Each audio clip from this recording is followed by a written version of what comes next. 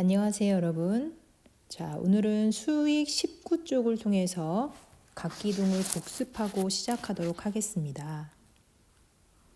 지난 시간에 1번에서 각기둥의 의미 알아보는 수업을 복습했었죠? 그래서 오늘은 2번부터 복습을 시작하겠습니다. 2번에 서로 평행한 두 면을 찾아 색칠해 보세요 라고 했습니다. 색칠하려면 뭐가 필요할까요? 네, 색연필이나 형광펜을 준비하시고 색칠해 보도록 하겠습니다.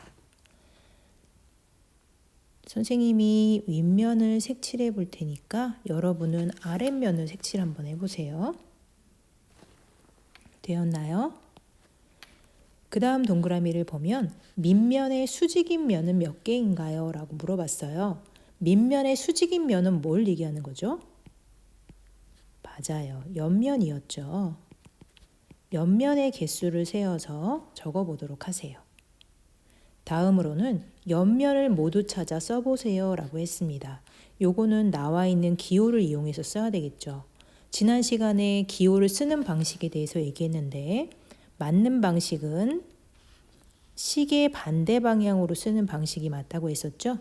하지만 시계 방향으로 한 것도 틀리지는 않다고 했습니다. 요거는 세모예요. 하지만 시계 반대 방향을 추천합니다. 그런데 간혹 여러분들이 잘못하고 있는 경우가 있어요. 어떤 경우는 기호가 있으면 기호를 왔다 갔다 읽는 친구들이 있어요. 이렇게 읽으시면 안 됩니다. 자, 그러면 한번 앞면을 통해서 옆면을 한번 찾아볼까요? 요 면을 읽을 때는 이렇게 시계 반대 방향으로 읽어야 되겠죠. 면을 찾으라고 했을 때는 면이라는 표시로 한글로 면 쓰시고 디귿, 이응, 지읒, 리을 이렇게 찾아주시면 됩니다. 그리고 다음 것과 구분하는 쉼표도 꼭 찍어주세요.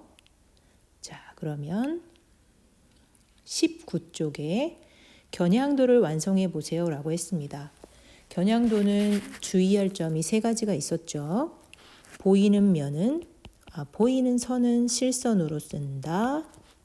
보이지 않는 선은 점선으로 표시한다.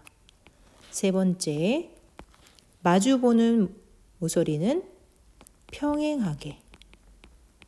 그리고 길이도 같게 그린다.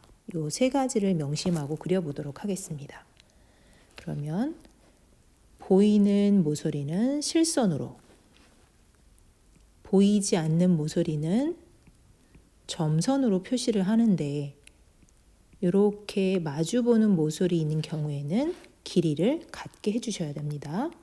나머지 부분은 여러분이 한번 완성을 해보도록 하세요. 아래에 있는 육각기둥도 완성해 보도록 합니다.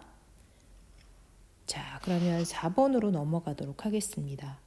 각기둥의 특징을 4명의 친구가 얘기하고 있는데 잘못된 내용을 바르게 고쳐보세요 라고 했어요.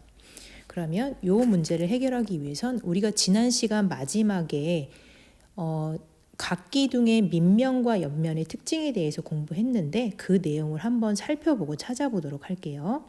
각기둥의 밑면은 어떤 특징이 있었나요? 네, 두 면이 서로 평행했죠. 그리고 두 면은 서로 합동이기도 했습니다. 또한 옆면은 밑면과 만나는 면을 옆면이라고 했죠. 그 밑면과 만날 때 어떻게 만난다고 했나요? 밑면과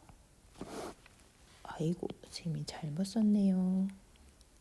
네, 밑면과 수직으로 만납니다. 그리고 옆면의 모양은 어떤 모양이었죠? 옆면의 모양은 그렇죠. 다 직사각형이었습니다. 이 특징과 맞지 않는 이야기를 한 친구를 찾아서 쓰시고요. 바르게 고친 내용도 아래에다 쓰시면 됩니다. 이해했나요?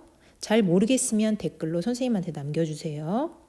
자, 그러면은 다음 수학 수업에서 만나도록 할게요.